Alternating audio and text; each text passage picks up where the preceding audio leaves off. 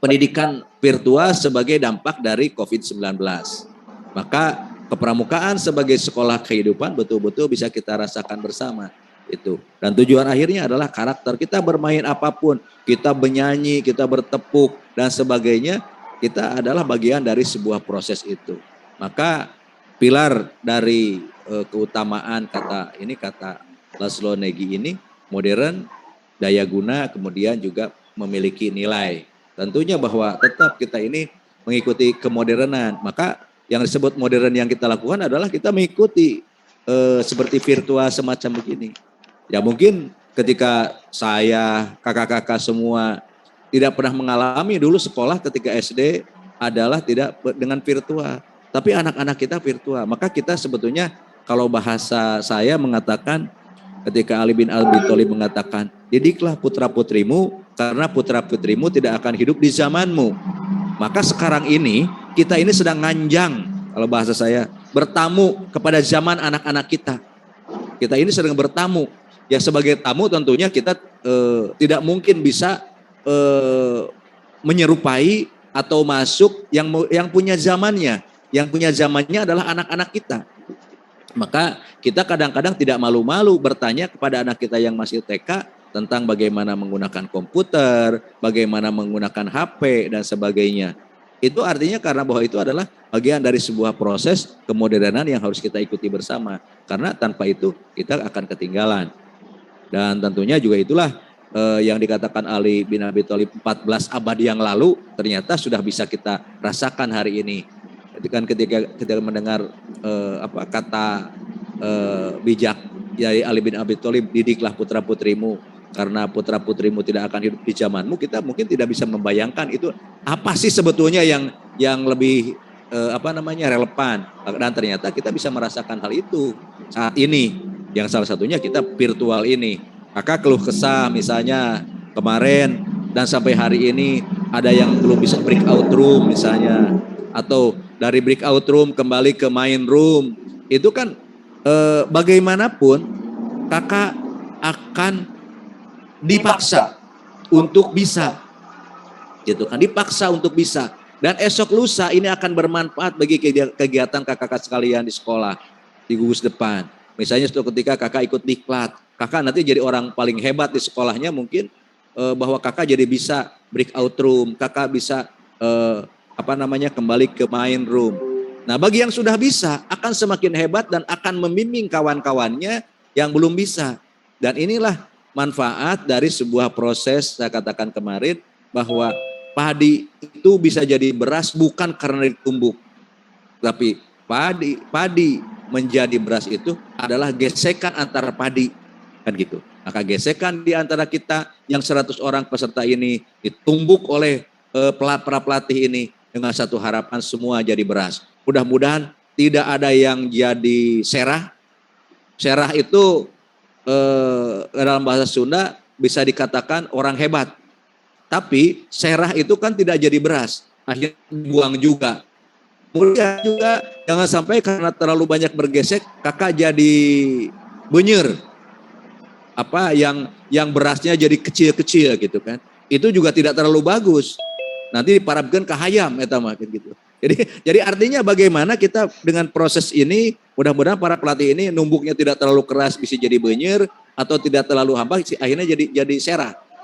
Maka bagaimana kakak menjadi beras nomor 1 kualitas premium yang tentunya tidak patah.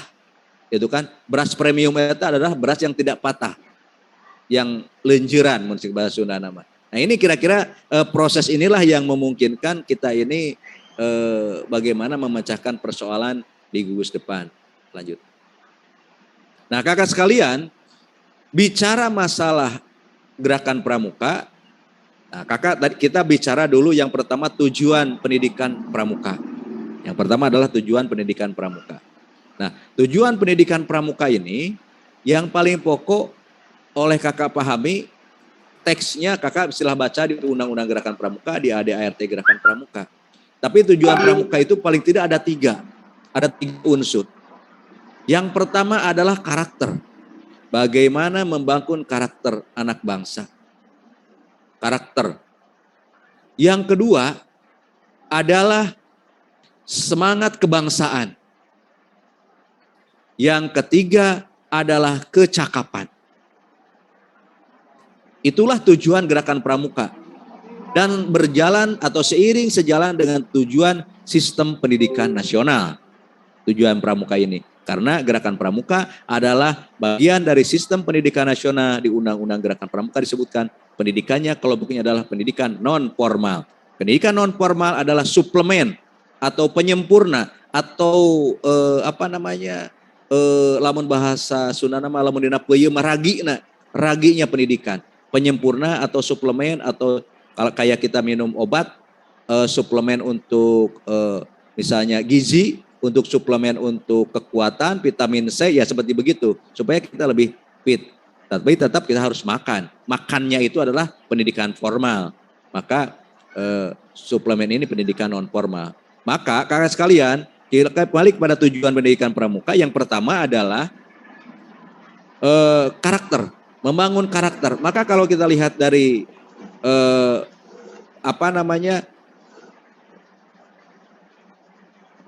kode kehormatan gerakan pramuka, Satya dan Dharma, itu yang pertama Satya adalah di sana ada demi kehormatanku aku berjanji akan bersungguh-sungguh menjalankan kewajibanku terhadap Tuhan Yang Maha Esa, Negara Kesatuan Republik Indonesia dan mengamalkan Pancasila.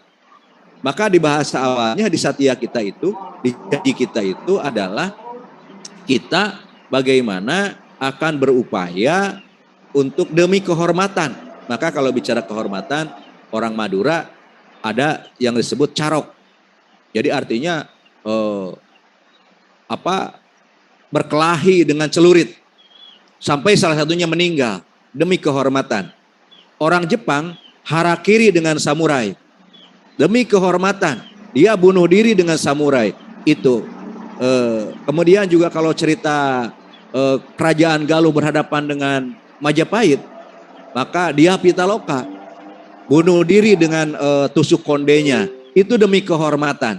Maka bicara kehormatan di gerakan pramuka ini segala-galanya. Maka dia berjanji untuk kehormatan dirinya.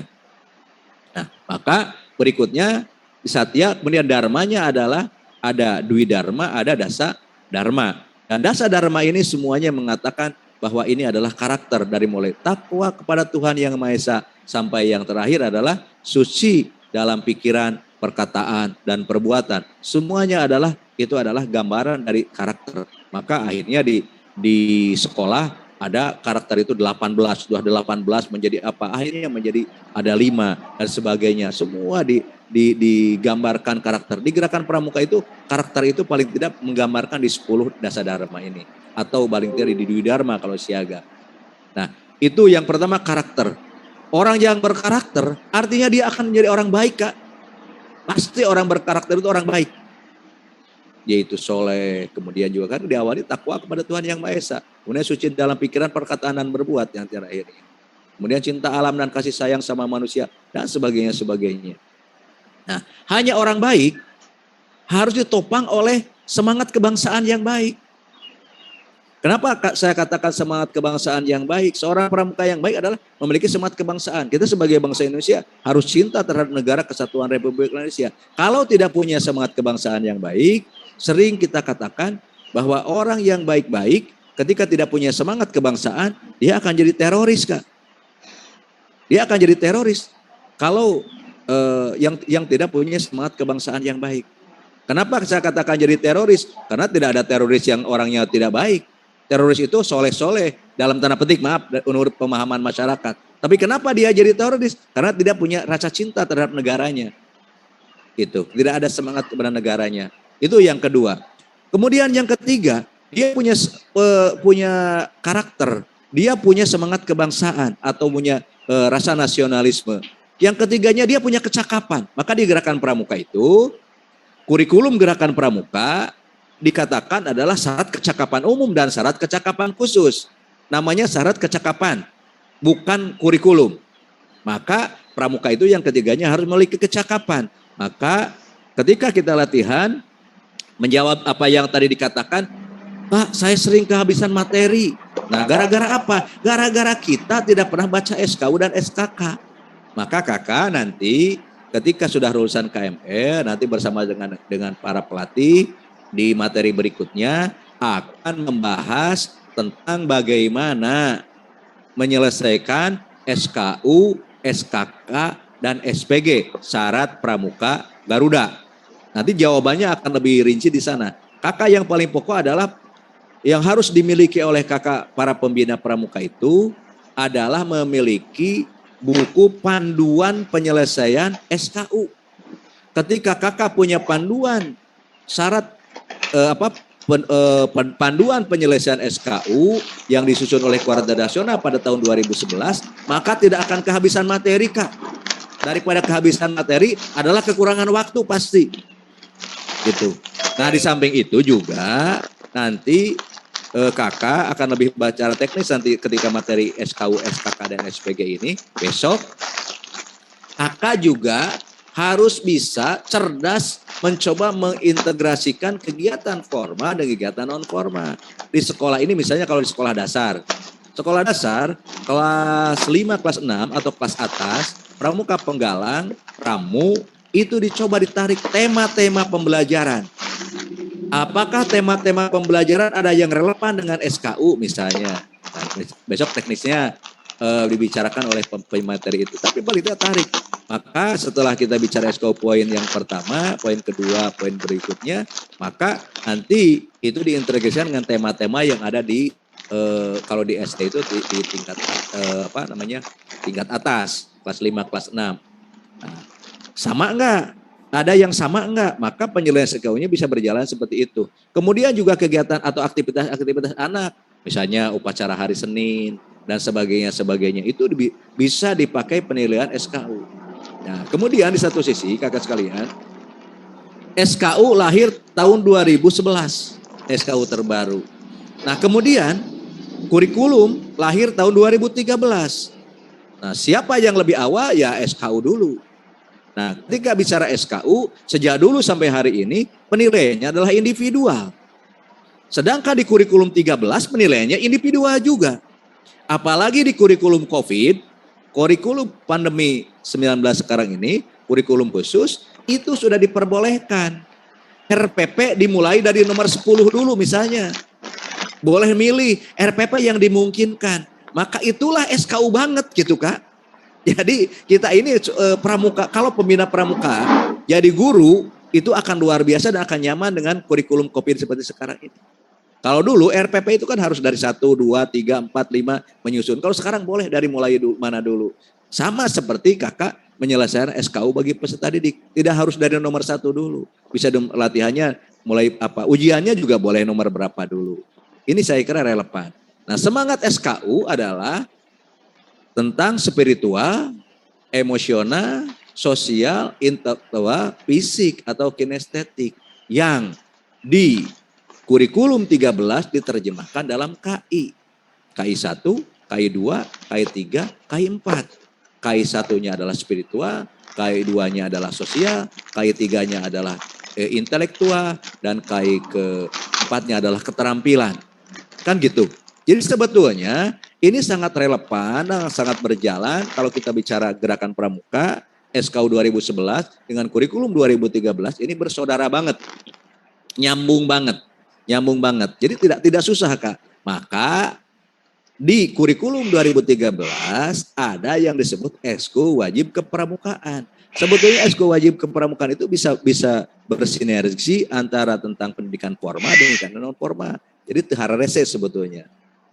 Ya, kaitan dengan SKK, syarat kecakapan khusus, kakak sekalian, coba bayangkan sekarang ini SKK wajib.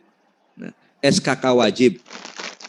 SKK wajib yang sekarang ini kan salah satunya misalnya, saya sering mengatakan di mana-mana, coba kalau ada anak bisa menekuni 10 SKK wajib itu, misalnya 2 saja, tekuni secara baik dan benar. Maka itu akan menjadi ladang kehidupannya di masa yang akan datang. Contoh misalnya, kalau saya memberikan contoh, TKK Adan ya Kak Indra, TKK Adan misalnya. Sekarang ini banyak orang susah nyari muadzin. Susah jadi muadzin. Bahkan untuk jadi pengelola masjid ini rata-rata, maaf dalam tanda petik kita bicara masalah pendapatan ya, masalah hasil, itu rata-rata yang namanya pengurus masjid itu rata-rata sudah di atas UMR honornya, gitu kan. Kalau dia, kemudian juga kalau kasih contoh, di Ciamis ini ada yang adannya bagus sekali, yang kayak Serine itu yang di Masjid Agung Ciamis. Dia alhamdulillah dengan kemampuan adannya sekarang sudah jadi PNS kan gitu. Maaf, ini kita bicara dengan orang-orang yang memang selama ini kita bicara masalah bagaimana menciptakan kecakapan-kecakapan itu menjadi kehidupan sehari-hari. Nah, ini relevan karena di gerakan pramuka itu kalau saja anggota pramuka yang berkarakter, berkebangsaan, tapi tidak memiliki kecakapan, dia akan menjadi pengangguran. Dia akan jadi pengangguran. Maka supaya tidak pengangguran, kalau saya ingin mengatakan dari 10 SKK wajib aja, SKK itu jumlahnya ratusan kan. Kalau bicara ratusan itu sangat sangat jauh sekali. Tapi kita cobalah yang dua saja dari 10 wajib yang wajib. Kalau kan itu kan nanti akan sambungannya ke Garuda. Nanti akan sambungannya ke Garuda. Yang 10 saja misalnya. Kori misalnya. Kori. Sekarang ini Kak, banyak kejadian, coba tanya nanti di lingkungan kita sendiri. Kadang-kadang mau acara tapi tidak ada ngajinya gara-gara tidak ada yang korinya. Padahal semua bisa ngaji. Ini kita coba. Maaf dalam tanda petik saya tanya ke para wedding organizer, saya tanya sabaraha honor anu ngaji dalam waktu 5 menit 10 menit, rata-rata 300 sampai 500 ribu. Bayangkan lamun boga hajatan 5 kali sapoe gitu kan. Ini maaf kita bicara bukan ngajual ngaji ya. Maaf, saya bukan jual beli ngaji, tapi kita ini bicara bagaimana sebuah kecakapan, sebuah keterampilan menjadi sebuah dalam tanda petik mendapatkan pendapatan. Ini saya kira maka orang kita renungi bersama. Sekarang ini nepi ka aya acara terjadi gara-gara nu ngajina. Kan gitu. Ini sangat sangat memalukan sekali. Padahal di kita ini umat Islamnya banyak. Di masjid tidak ada yang adan, padahal jamaahna aya gara-gara nanti bisa adan. Nah, ini juga bagian dari kritik, self kritik atau kritik kepada diri kita sendiri bahwa kita ini sebetulnya ada beberapa hal yang mungkin bisa kita lakukan. Kemudian TKK masak. Wajibnya masak. Masak. Nah, TKK masak sekarang ini kan ada chef gitu kan. Kenapa kita tidak diarahkan anak-anak untuk bagaimana bisa memasak? Sekarang ini kalau anak-anak di rumah, ini contoh misalnya anak-anak saya di rumah, dia bawa HP belajar masak dengan tutorial dari HP gitu. Kadang-kadang sok power dikecebur karena katel kan gitu. Dikecebur karena katel gara-gara naon? Gara-gara dia bawa tutorial masak. Dan ternyata tutorial masak itu lebih hebat. Anak-anak sekarang paling termasak dari mana? Dari itu. Nah, ternyata kemarin ya kalau kita lihat MasterChef yang juaranya itu ternyata adalah lulusan pendidikan masak di Jerman dan di Thailand. Ya wajar kan dari sisi kualifikasi dan kompetensinya dia itu. Tapi paling tidak anak-anak pramuka yang mungkin bisa jadi chef, kemudian juga nanti ikut uji kompetensi, insya Allah itu akan menjadi SPI. SPI tahu Kak? SPI itu sertifikat pendamping ijazah. Sertifikat pendamping ijazah ketika melamar kerja. Itu akan misalnya melamar kerja di rumah makan dengan SPI ini, dengan sertifikat dia uji kompetensi yang dikeluarkan oleh BNSP, dia akan misalnya sertifikatnya uji kompetensinya level 3 dan dia bersaing dengan yang tidak punya sertifikat, yang akan diterima pasti dia yang punya sertifikat. Nah, ini adalah bagian dari upaya gerakan pramuka ini mencapai tujuan pramukanya adalah pertama karakter, yang kedua adalah kebangsaan, semangat kebangsaan atau nasionalisme, yang ketiganya adalah kecakapan. Nah, maka kaitan dengan setelah itu SKU, SKK, SPG, syarat pramuka Garuda, maka salah satunya adalah SKU-nya harus tercapai tertinggi di golongannya. Kalau siaga berarti sudah sampai mula bantu, sudah sampai tata. Kalau penggalang ramu rakit sudah sampai terap. Kemudian SKK-nya minimal kan 10. Itu salah satunya harus ada yang utama.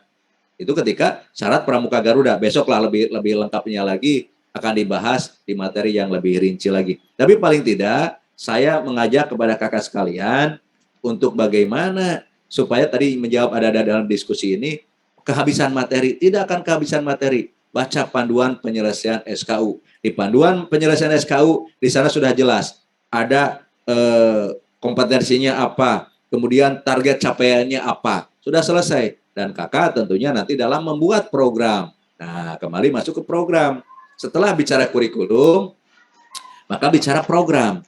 Maka bicara program dimulai dari prota, program tahunan, promes, program semester, program bulanan, program latihan mingguan. Itu sudah bisa diprogramkan dengan apa? Pemetaan. Baik itu pemetaan dari sisi waktu, pemetaan dari sebaran SKU dan SKK-nya. Kemudian kapan akan penyelesaian SPG, syarat Pramuka Garuda. Saya kira ini akan lebih teratur. Di mana cara menyelesaikannya bisa melalui latihan atau melalui proses pembelajaran di kegiatan sekolah atau kegiatan kemasyarakatan.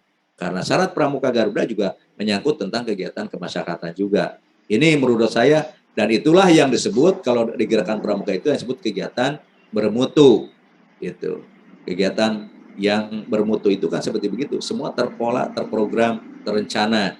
Jadi baik itu secara pribadi atau sebagai bangsa, sebagai warga negara, atau juga dia sebagai masyarakat yang memang menginginkan kecakapan. Lanjut. Dilanjutkan. Nah, ini bicara masalah kemarin dengan Kak Nok sudah bicara ini. Ada metode kepramukaan. Nah, miskin metode. Kita kan metode kepramukaan jangan lupa pengamalan kode kehormatan gerakan pramuka. Yang itu yang apa namanya? Kode kehormatan belajar melakukan sistem berkelompok, menarik dan menantang. Di alam terbuka hadir orang dewasa, tanda cakap satuan terpisah. Nah, inilah yang disampaikan oleh Kano kemarin. Yang pertama adalah pengamalan kode kehormatan pramuka. Itu Satya dan Dharma. Pasti itu harus. Maka kemudian belajar sambil melakukan.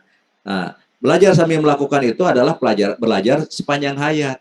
Nah, kalau kita belajar melakukan, seperti kami ini para pelatih, terus sambil belajar, karena yakinlah setiap ikut pelatihan, kemudian ngelatih satu kali, oh iya ada yang kurang sempurna, maka diperbaiki, itu yang belajar sambil melakukan. Kakak juga sekarang belajar sambil melakukan. Besok insya Allah di tatap muka kakak akan belajar sambil melakukan. Yang sudah bisa akan ngasih membimbing rekan di kelompoknya untuk jadi bisa, yang sudah bisa, yang belum bisa akan belajar menjadi bisa, kemudian yang itu nanti akan sangat bermanfaat karena janji Allah yang harus kita ikuti atau janji ada di hadis Nabi bahwa amal yang tidak akan terputus itu kan 3 setelah meninggal kita. Yang pertama adalah apa, Kak Uje? Yang pertama adalah ilmu yang bermanfaat. Ilmu yang bermanfaat, kita kan latih pramuka mudah-mudahan menjadi ilmu yang bermanfaat. Yang kedua adalah sodakoh jariah. Ini mudah-mudahan kita mengajar pramuka jadi sodakoh juga. Sodakoh ilmu kan gitu. Yang ketiganya adalah anak yang soleh. Doa anak yang soleh. Doa anak yang soleh itu kan kita jadi pembina pramuka, kita jadi guru. Doa anak yang solehnya bukan anak kandung kita saja. Kita punya anak kandung 2. Tapi kita punya murid 10 angkatan. Yang masing-masing 20 orang. Sudah 200 Kak. Tambah 2 anak kita, jadi 202 yang mendoakannya. Dan itu tidak akan terputus walaupun kita sudah meninggal. Nah ini yang barangkali harus menjadi pemahaman bersama kakak sekalian. Jadi dengan berpikir semacam begitu, kita akan enjoy, kita akan fun, kita akan ridho, kita akan rela. Walaupun capek membina anak bangsa, tapi kita yakin bahwa kita akan memiliki anak soleh yang selalu mendoakan kita. Dan itu tidak akan terputus, Kak. Mudah-mudahan menjadi ibadah bagi kita selama-lamanya. Kalau kita punya siswa, kita tuh ngajar misalnya pengalaman kerja 20 tahun. 20 tahun artinya sudah mengeluarkan 20 angkatan. Satu angkatan rata-rata 20. 2 kali 20 kali 20, 400. 400 orang. Ditambah anak kita di rumah 2 orang misalnya. Jadi 402 orang yang mendoakan kita seumur hidup kita. Bayangkan, ini luar biasa banget menurut saya. Inilah orang di pendidikan ini memiliki tiket surganya yang lebih lebih terbuka kan gitu. Ini kalau bahasa saya begitu. Karena ini tidak akan terputus kalau terus terus kan gitu. Yang lain kan orang beramal selesai ketika meninggal, tapi yang ini tidak akan terputus. Didoakan ku murid-muridnya gitu. Dan senantiasa, apalagi kita sudah dewasa, dulu kita mungkin anak kita ini murid-murid kita tidak begitu terkenang kepada jasa kita, tapi mereka sudah jadi orang, mereka akan mengenang guru-gurunya, dia akan berdoa untuk gurunya. Gurunya adalah orang tuanya. Ini menurut saya itu yang paling pokok yang harus kita lakukan dalam kegiatan ini. Kegiatan berkelompok, bekerja sama dan kompetisi, maka diregu-regu, kakak. Kalau kegiatan pramuka, maka ada regu-regunya. Maka kenapa harus regu-regu? Ketika kakak lihat di kurikulum 13 kan sering diskusi di kelompok-kelompokan, kak. Itu kan berkelompok, bekerja sama, berkompetisi. Jadi artinya menurut saya kelompok di latihan pramuka sama seperti kelompok-kelompok ketika kita pembelajaran di kelas. Kemudian kegiatan menarik dan menantang. Nah, kegiatan yang menarik dan menantang ini memang harus dibungkus supaya anak-anak menarik. Nah, salah satunya adalah kalau kakak yang indikasinya adalah apa? Kalau kakak senang, maka anak-anak juga pasti senang. Gitu. Coba dicoba. Oh iya, menarik. Misalnya sekarang lagi musim sep-sepan. Kenapa kakak mencoba dilatihkan tiap-tiap kelompok lomba masak? Nih contohnya Kak Indra. Kak Indra ternyata misalnya masak ubi gitu ya Kak Winaya. Judulnya hanya ubi Kak. Begitu bahannya cuma ubi. Begitu dilombakan lahir mungkin kalau regunya ada 20 jenis olahan ubi. Wah, ini kan luar biasa banget kreativitasnya. Bahkan mungkin kadang-kadang ada yang belum ada namanya ya Kak Indra. Ada ada yang belum ada namanya. Mungkin kalau yang bulat-bulat misalnya bikin digoreng gitu, namanya tete. Obi gitu kan, itu mah ada namanya. Kemudian ada yang pakai gula tengahnya bak kecerot gitu misalnya kan gitu. Bahkan ada mungkin yang dibuat jadi apa namanya puding, ada yang jadi misalnya brownies gitu kan, ada yang jadi apa namanya, kan mungkin saja itu belum ada di dunia masak memasak sekalipun. Maka anak-anak akan tertantang. Karena apa? Karena sekarang ini ditunjang oleh teknologi informasi seperti saya katakan tadi. Kegiatan menarik menantang, sok taya ubi kumaha carana. Dia akan cari di internet, di Google searching, dia praktekkan dan akan luar biasanya akan lahir keterampilan. Nah, itu mudah-mudahan akan menjadi oh iya, akan suatu ketika dia dewasa bahulah ke pelatihan pramuka pernah ngolah apa namanya? Brownies ubi misalnya kan gitu. Maka ketika dewasa dicoba jadi usaha, bisa jadi pengusaha brownies ubi kan gitu misalnya. Salah satu contoh yang mungkin ketika dewasa akan menjadi pengalaman dan kita juga ketika sebetulnya ketika dewasa banyak pengalaman-pengalaman ketika sedang mungkin sedang sekolah, sedang remaja dan sebagainya. Kemudian kegiatannya di alam terbuka. Jadi jangan latihan pramuka terus di ruang kelas. Dari pagi sampai siang di ruang kelas, latihan pramuka di ruang kelas juga bosen. Maka di ruang terbuka. Maka di kurikulum 13 juga banyak dipersilahkan guru untuk explore, membuat project-project apa namanya pembelajaran berbasis project untuk dilaksanakan di luar kelas. Bahkan proyeknya itu bisa digabungkan dalam bentuk antar mata pelajaran. Bahkan kalau di tingkat SD ada yang disebut apa namanya tema, ada yang disebut tema. Maka itu tema itu kan sudah berbagai disiplin ilmu. Maka dengan ini dibawa ke alam terbuka. Kenapa tidak misalnya ada satu pohon. Bagaimana cara mengukur pohon dengan gala pramuka kan bisa yang pakai tongkat gitu kan. Itu ada ilmunya. Maka ini akan lebih mengukur apa lebar sungai, kemudian juga mengukur apa dan sebagainya. Saya kira di pramuka akan ada yang ilmu-ilmu yang lebih praktis. Ini kaitan dengan teknologi kepramukaan. Dan ketika masuk ke alam terbuka, anak pramuka akan lebih terbiasa. Misalnya dari sisi manajemen resikonya, kalau masuk di sini ada nyamuk, bagaimana cara mengatasi nyamuk. Ada misalnya binatang yang apa namanya ada binatang melata seperti ular dan sebagainya, mungkin cara mengatasinya seperti apa. Di pramuka akan lebih familiar. Maka kegiatan di alam terbuka menjadi kesempatan bagi anak-anak untuk bisa mengikuti kegiatan lebih baik. Kemudian kehadiran orang dewasa yang memberikan bimbingan, dorongan, dan dukungan, ini wajib hukumnya Kak. Kakak sebagai pembina, sebagai orang dewasa kudu aya mengikuti kegiatan. Jangan sampai seperti kejadian-kejadian, maaf, sering saya katakan, seperti kejadian di Jogja, kegiatan di kita kemarin yang di Cileur, itu bagian dari harus hadir orang dewasa dengan tentunya manajemen risikonya yang lebih terukur. Nanti kakak akan dibimbing bagaimana cara sebagai orang dewasa dengan manajemen risiko yang ada. Kemudian berikutnya, penghargaan berupa tanda kecakapan. Nah, ada yaitu disebut penyelesaian SKU dan SKK. Maka sudah selesai SKU-nya, anak yang penggalang ramu, yang sudah SKU ramunya sudah selesai, maka dia dilantik, dikukuhkan, dikasih tanda kecakapan umumnya, TKU-nya, yang gambar V itu 1. Kemudian setelah itu dia diberi sertifikatnya atau piagamnya. Maka piagam itu, kakak sekalian, ada manfaatnya bagi anak itu ketika melanjutkan sekolah nanti. Kan gitu. Bisa dilampirkan. Apalagi yang SPG, syarat pramuka Garuda. Yang SLTP, itu sudah ada sekolah-sekolah yang jalur prestasinya, jalur prestasi kepramukaan, Kak.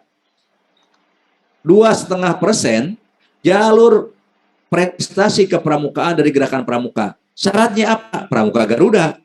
Itu syaratnya pramuka Garuda. Maka yang SLTP silahkan anak didorong untuk menjadi pramuka Garuda. Untuk apa? Untuk mencapai jalur prestasi.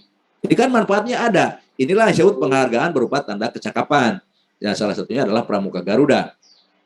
Nah, kemudian adalah satuan terpisah antara putra dan putri. Maka gugus depannya juga terpisah. Ada gugus depan putra, ada gugus depan putri. Regu-regunya regu terpisah putra dan putri. Nah, ini adalah bagian dari saya kira gerakan pramuka itu kalau dalam bahasa agamanya Islami banget lah gitu.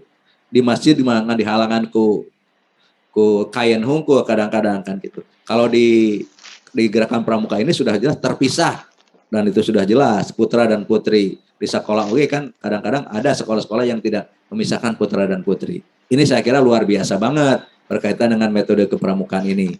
Nah, kaitan dengan kiasan dasar, kemarin mudah-mudahan sudah dibahas oleh Kanok, bahwa kiasan dasar ini kan bagian dari tingkat penggolongan gerakan pramuka. Dari mulai siaga, penggalang, penegak, pandega. Kiasan dasar ini adalah dari mengkiaskan dalam sejarah perjuangan bangsa Indonesia. Siaga adalah 1908 adalah pensiagaan nasional, maka dinamakan siaga. Kemudian 1928 itu adalah penggalangan nasional. Itu kan dengan Sumpah Pemudanya itu kan digalang secara nasional. Maka 1928 disebutnya penggalangan nasional. Maka tingkat keanggotaan gerakan pramuka itu disebut adalah pramuka penggalang. Nah, kemudian ada penegakan nasional. Penegakan nasional adalah ketika 1945 kita merdeka, proklamasi. Kakak silakan, ada yang bisa menyebutkan proklamasi? Cung? Raise hand? Silakan. Teks proklamasi, silakan. Raise hand, silakan. Atau saya tunjuk? Silakan, Kak. Siapa itu? Proklamasi. Raise hand, Kak. Raise hand, Kak. Siapa namanya? Kak Suhaya, silahkan.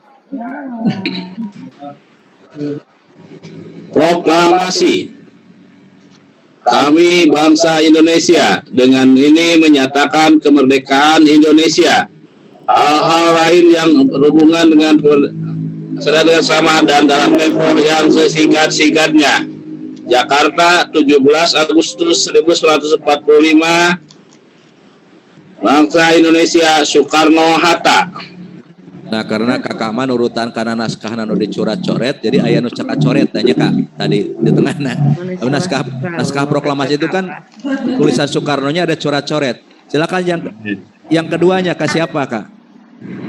Silakan. Yang raisan kedua siapa itu yang putri?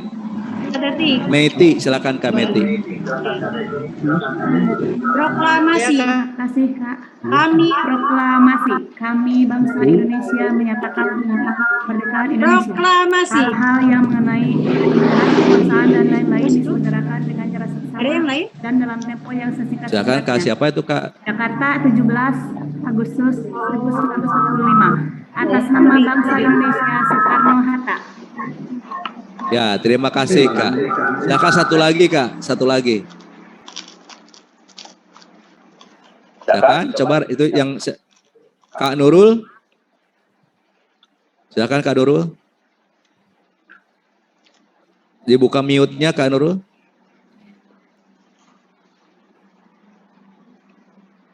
Mute-nya dibuka dulu Kak Nurul.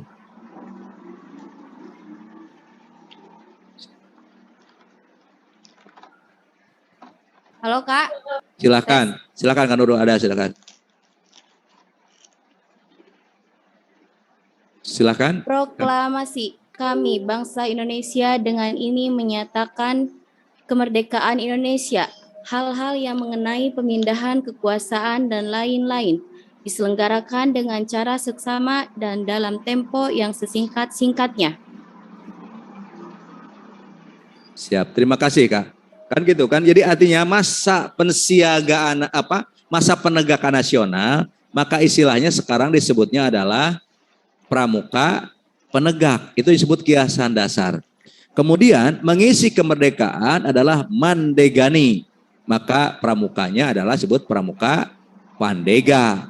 Kira-kira gitu Kak, jadi artinya bicara kiasan dasar ini 1908 pensiagaan nasional, dengan lahirnya Budi Utomo yang disebut kebangkitan nasional, kemudian penggalangan nasional ditandai dengan Sumpah Pemuda tahun 1928, kemudian penegakan nasional yaitu 1945 ditandai dengan kemerdekaan Indonesia.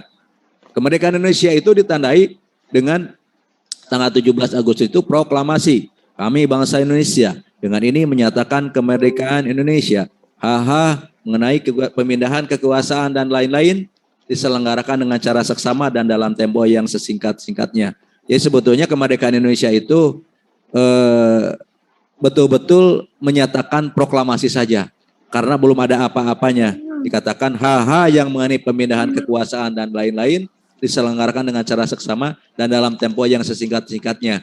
Maka akhirnya Indonesia itu sebetulnya merdeka asli nama tanggal 18.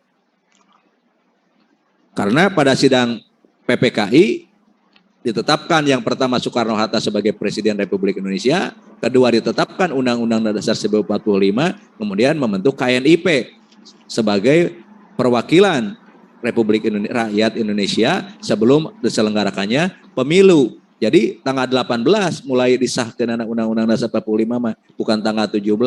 Tanggal 17 itu cuma proklamasi saja. Tapi paling tidak tonggak kemerdekaan ini adalah menegakkan nasional, menegarakan negara Republik Indonesia. Maka negara Republik Indonesia itu sebetulnya berdiri bukan tanggal 17, tapi tanggal 18 telah disahkannya Undang-Undang Dasar 1945 sebagai dasarnya. Nanti itu mah bagian anak guru PPKN lah. Guru PKN Penima begitu gambarannya. Nah kemudian setelah merdeka kita mengisi kemerdekaan disebut mandegani, yaitu maka disebutnya pramuka pandega. Maka golongan siaga, golongan penggalang, golongan penegak, golongan pandega. Itu bagian dari pengelompokan bagaimana pelaksanaan ini dengan kiasan dasar. Tentunya juga dengan sistem Among. Sistem Among itu adalah yang disampaikan oleh Ki Hajar Dewantoro dalam pendidikannya. Apa? Sistem Among Kak? Apa saja? Cung? Ingarso, Tulodo, Terus? Ingmadio, Mangunkarno,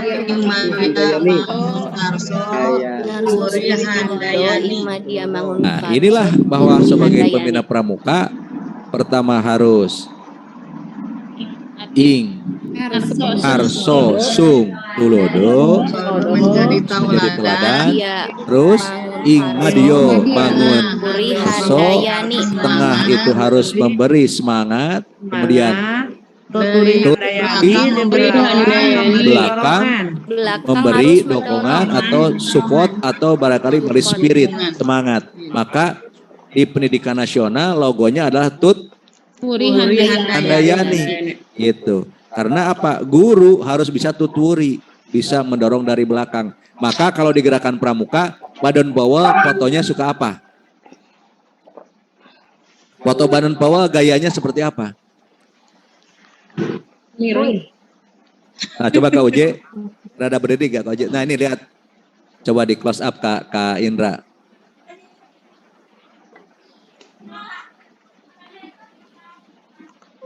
Nah, tampilkan aja itunya apa namanya? Dipin aja.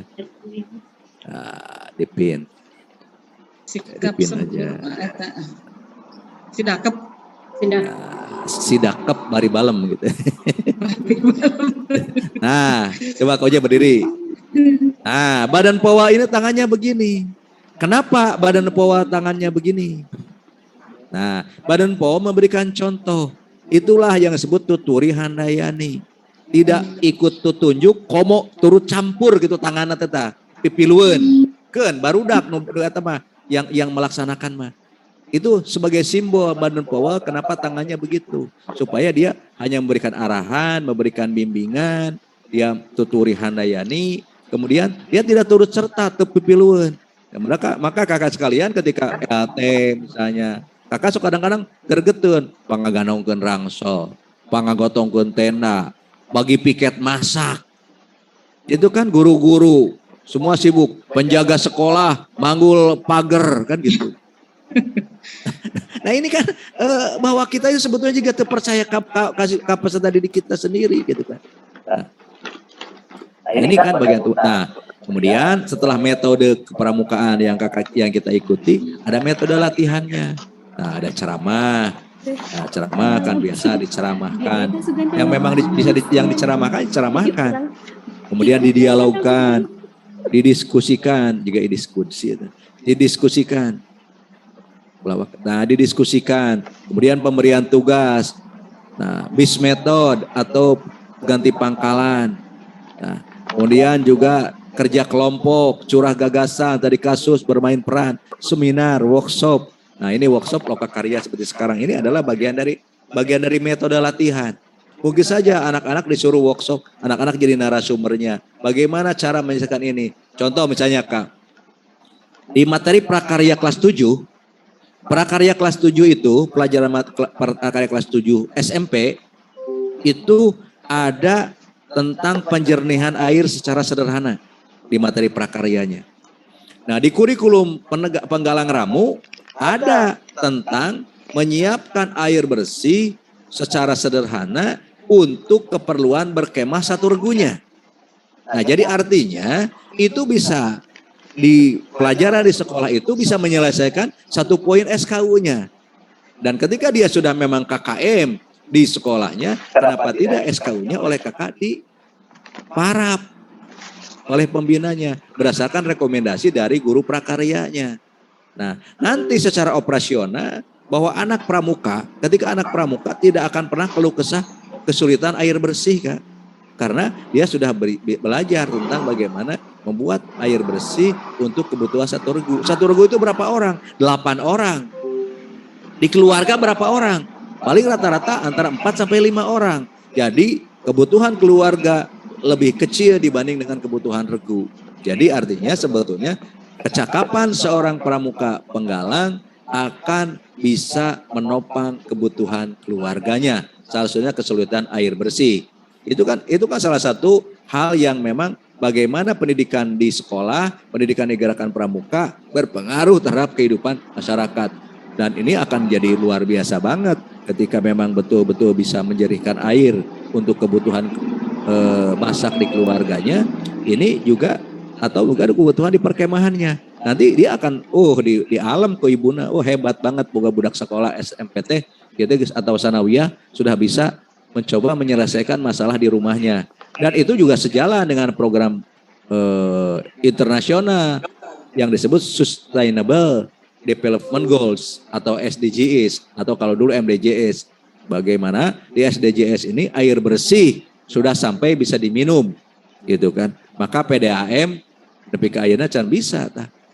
Kan itu masang keran di alun-alun, kerana we hungkul kan gitu di alun-alun Ciamis. Air siap minum, dicoba dibuka, cair gitu. Nah, itu kan ayah coba kalau kakak jalan-jalan ke alun-alun, ada kerana mah. Ada air minum. Tapi ternyata ketika dibuka, boro-boro bisa diminum, cairna gitu ayah. Kan gitu. Bau kaporit. Bau kaporit, kan itu padahal tidak boleh. Itu harus sudah air minum ketika Sustainable Development Goals. Itu salah satu kaitan dengan air bersih.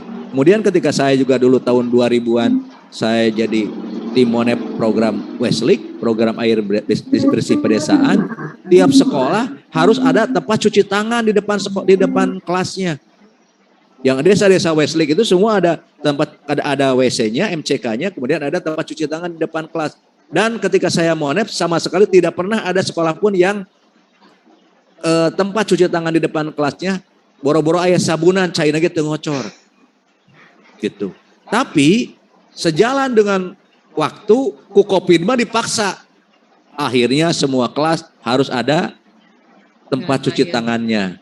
Akhirnya makan mau tidak mau orang harus cuci tangan. Nah ini kira-kira program negara itu sebetulnya sudah direncanakan sejak jauh-jauh hari sebetulnya. Jadi sekolah tidak akan kesulitan tempat cuci tangan ketika betul-betul kalau sejak dulu yang program misalnya salah satunya yang saya tahu program Westlake, program air pedesaan itu bisa berjalan dengan baik. Dulu ketika ditanya kenapa ini tidak berjalan, pokok cok kabalong gak cukup cenah gitu kan. Beres olahraga mah gitu. Karena memang merasa tidak perlu. Akhirnya bahwa di kita alhamdulillah mungkin di Ciamis ini sudah termasuk yang bagus. Di beberapa daerah kan masih kena dolbon. Tahu dolbon? Modal di kebon. Gitu. Jadi kan itu kan sangat apa namanya?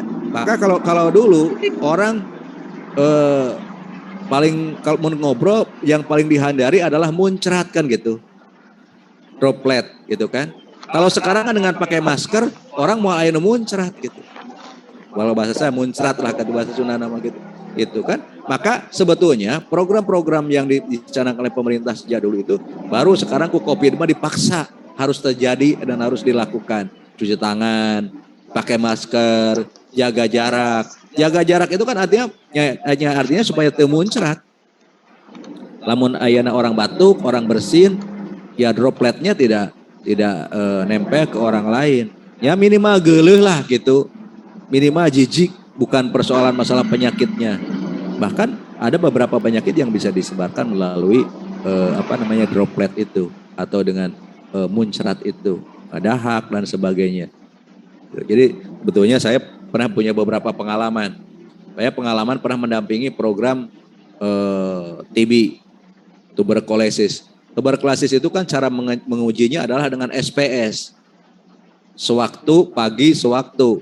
Nah, punten dia mengadongengkan nunggu gegeleuhan ya supaya kakak sendiri sebetulnya sebagai anggota pramuka bisa melakukan apapun ini macam kata begitu. Saya mendampingi program misalnya TB, tuberkulosis. Nah, ketika orang batuk-batuk 2 minggu, kemudian berat badannya menurun drastis, itu harus diperiksakan ke puskesmas. Dan di puskesmas menyediakan programnya gratis. Yang paling susah adalah ketika dibawa ke puskesmas, Kak, biasana gawena ngarehak, dititah ngarehak teu bisa. Itu nungguan bisa mengeluarkan dahak saja itu bisa berjam-jam. Itu. Nah, ini jadi pertama dia mendahak di saat ketika dia datang ke puskesmas saat itu. Yang keduanya, dia dibekali wadah. Ketika dia bangun tidur harus dahak lagi, masukkan karena wadah, bawa di puskesmas. Diperiksa secara laboratorium. Dan setelah itu datang di puskesmas, dia suruh mendahak lagi. Maka ketika SPS itu 3 kali pemeriksaan dia nyatakan positif, baru 2 obat selama 6 bulan. Maka di sana harus ada PMO, pendamping minum obat selama 6 bulan berturut-turut dan dia akan sembuh. Nah ini bagian mungkin pramuka bisa melakukan wilayah-wilayah itu yang sederhana. Paling tidak di keluarganya. Jadi kalau ada keluarga yang menderita TB jangan dikucilkan, bawa ke puskesmas, obatnya gratis selama 6 bulan. Wah jadi promonya. Tapi paling tidak ya itulah. Pramuka akan ada manfaatnya baik bagi lingkungannya, bagi keluarganya atau bagi masyarakatnya. Jangan dikucilkan, bawa ke puskesmas. Insya Allah 6 bulan akan sembuh. Gitu. Jadi artinya saya akan mengatakan bahwa saya sebagai anggota pramuka terjun di berbagai bidang kemasyarakatan dan ini akan bermanfaat bagi kita semua. Termasuk di dalamnya mungkin bidang pendidikan. Kita jadi guru, kita jangan ngudag-ngudag jadi PNS lah misalnya kalau itu. Ya kalau saya ingin jadi kepala sekolah, saya berupaya caranya sederhana. Bikin aja sekolahnya, terus jadi kepala sekolah sorangan kan tereh gitu. Dibanding yang ayeuna mikiran hanya kepala sekolah kan hese. Kan gitu. Nah inilah pramuka lah yang harus, yang bisa kreatif seperti begitu. Jadi artinya kita ini bisa dengan kecakapan yang kita miliki, kita bisa berbuat apapun. Kan gitu. Kakak-kakak misalnya yang senang menolong orang lain. Kalau menolong orang bencana, mungkin bisa jadi manya bari ngadaguan we bencana kan gitu. Kan orang teh hayang masalah matulah teh aya bencana kan gitu ya Kak. artinya bukan tidak boleh kakak misalnya jadi relawan bencana, tapi ulah ngarep aya bencana kan tetap kan gitu. Nah, maka yang sederhananya adalah bagaimana bencana. Nah, bencana yang sederhana adalah bencana tentang moralitas anak. Bagaimana bencana tentang kalau sekarang lagi merebak ada surat edaran bupati tentang DBD. Tentang penyakit DBD dari nyamuk. Mungkin pramuka ini di tiap-tiap sekolah ini kakak misalnya jadi jumantik, juru pemantau jentik. Itu kan anak-anak itu seneng banget di tahap diberi baterai surat sorot di kamar mandi teh, di bak mandi. Jumantik. Dan mata anak kan lebih bagus dibanding orang tuanya. Maka kalau ada jentik, segera 3M. Dengan menguras, membersihkan, itu kan mengganti airnya. Kan gitu. Inilah peran pramuka yang lebih menghadapi bencana. Karena kakak sekalian, dibanding dengan angka kematian COVID, lebih tinggi angka kematian DBD. Dan ini yang sangat luar biasa. Dan di kita dianggap nanti biasa-biasa saja. Nah maka peran pramuka lah yang harus kita lakukan. Ini hal-hal anu enteng jadi jumantik lah. Minimal jumantik bagi rumahnya sendiri. KHD, coba lihat di bak mandinya. Bisa yang utek-utek. Kemudian juga lihat pot bunganya. Pot bunga. Jadi jangan menyalahkan bunganya. Yang salahkan kakaknya sendiri pot bunga yang ngajajar. Taruh diperiksa cai ngayemeng dina tatakan bunganya. Dina tatakan potnya. Dan itu jadi tempat sarang bersarang nyamuk. Sampai sekarang ini di celah-celah dispenser saja sudah ada nyamuknya yang bersarang Kak. Di celah-celah dispenser antara di sisi itu ada sarang nyamuk gitu. Dan nyamuk DPD itu adalah nyamuk DBD itu nyamuknya nyamuk yang elit Kak. Dan ogoan. Tahu ogoan nyamuk DBD? Nyamuk DBD itu dia tidak mau bertelur di air yang keruh. Tidak mau bertelur di air yang kotor. Dia mau bertelur di air yang bersih. Maka di rumah kakak yang bak mandinya kinclong itu akan sangat mungkin nyamuk DBD itu hidup. Jangan salah. Maka tong kaget. Di imahna anu bersih, rumahna sigrong, tapi tiba-tiba benang ku DPD. Tapi imahna anu kulehe, kamar mandi nage di make gambar baliho tilas capres gitu. Kunaon teu benang ku DBD? Karena apa? Karena nyamuk DBD itu tidak mau hidup di air yang kotor, tapi di air bersih. Nah, ini yang harus diwaspadai. Ini pramuka menurut saya peduli lingkungan ini, pramuka peduli ini adalah peduli terhadap lingkungan sendiri, minimal rumah kita sendiri. Nah, ibu-ibu nih, kakak-kakak yang putri, coba mulai hari ini periksa pot bunganya masing-masing. Itu, apakah ada jentik nyamuk atau tidak? Itu. Ini juga bagian dari tugas kita semua, kamar mandi sebagainya. Kakak-kakak yang putranya juga lihat kamar mandinya. Atau mungkin ada genangan air. Termasuk juga pagar. Gitu. Ini kan kegiatan kepramukaan itu bisa saja Kak. Minggu ini mah adik-adik latihan jumantik. Wah, budak semangat bawa baterai. Semua bawa baterai. Diajakan lihat ke salah satu rumah tetangga di sekitar sekolah. Atau mungkin bak mandi di sekolah, di sorotan. Kasih tahu. Nah ini saya kira akan lebih. Nanti di rumah masing-masing. Tiap hari periksa bak mandinya. Kan gitu. Saya kira orang tuanya tidak akan marah-marah. Dan akan senang ketika anak-anaknya ikut mencoba menjaga dan sampaikan bahwa ini adalah bagian dari DBD kan gitu. Ini kan sekarang ini ada surat edaran bupati tentang masalah DBD. Mungkin sudah sampai di sekolah masing-masing. Ini kaitan dengan bencana-bencana yang mungkin peran-peran pramuka di dalamnya gitu. Nah, inilah yang disebut misalnya itulah bermain peran atau mungkin juga penugasan. Itu bisa ditugaskan. Dilanjutkan.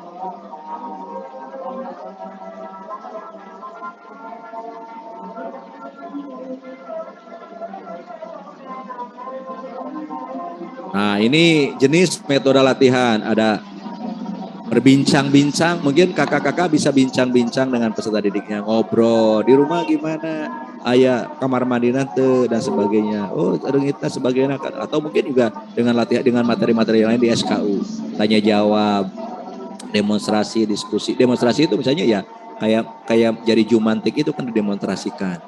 Kemudian juga curah gagasan, pergantian pangkalan, suara tawon mah ngagereneng ngobros. Pada kakak-kakak pada teu pernah karo sok rame ngahiu.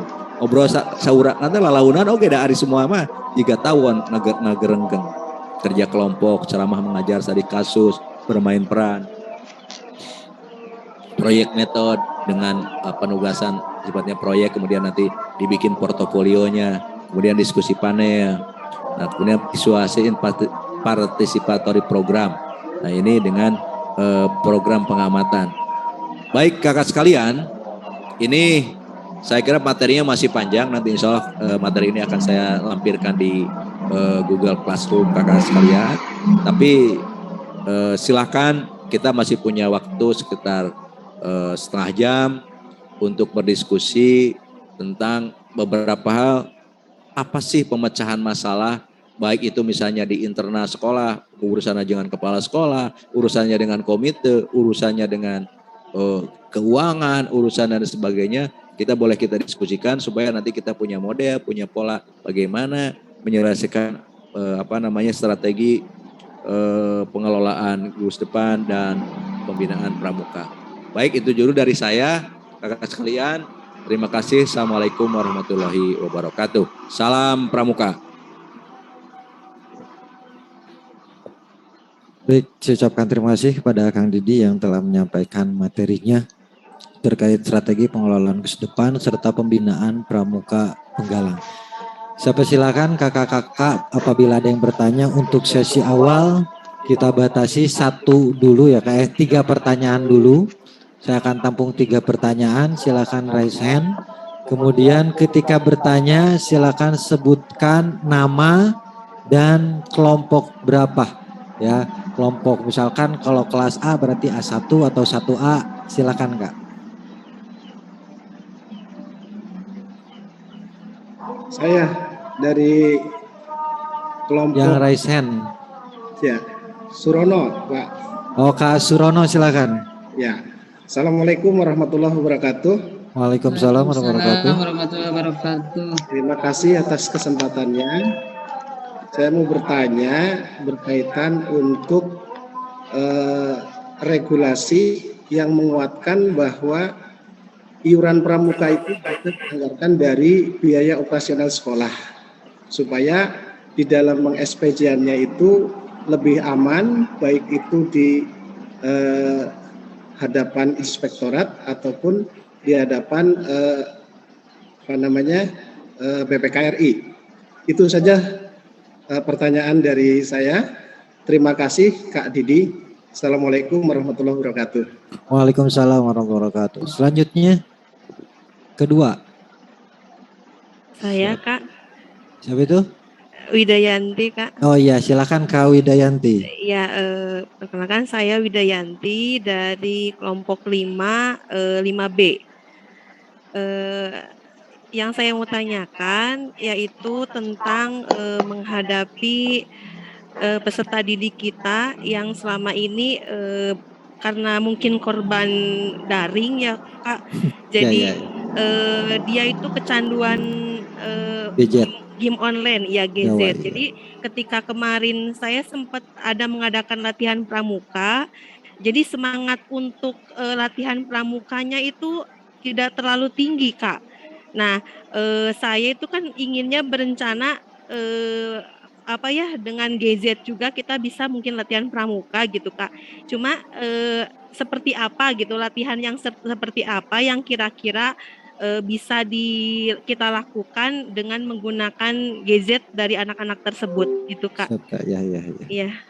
Kemudian Kak ada satu lagi boleh Kak? Oh mangga. Ya, ini untuk di alam terbuka Kak ya latihan itu kriteria khususnya itu untuk kita memilih alam terbuka yang baik untuk dilaksanakan latihan itu seperti apa Kak? Untuk khusus SD Kak. Jadi karena SD kan anak-anaknya masih sangat perlu bimbingan ya Kak ya. Jadi Iya, iya, iya. kriterianya itu seperti apa gitu Kak. Terima Siap, kasih baik. Kak.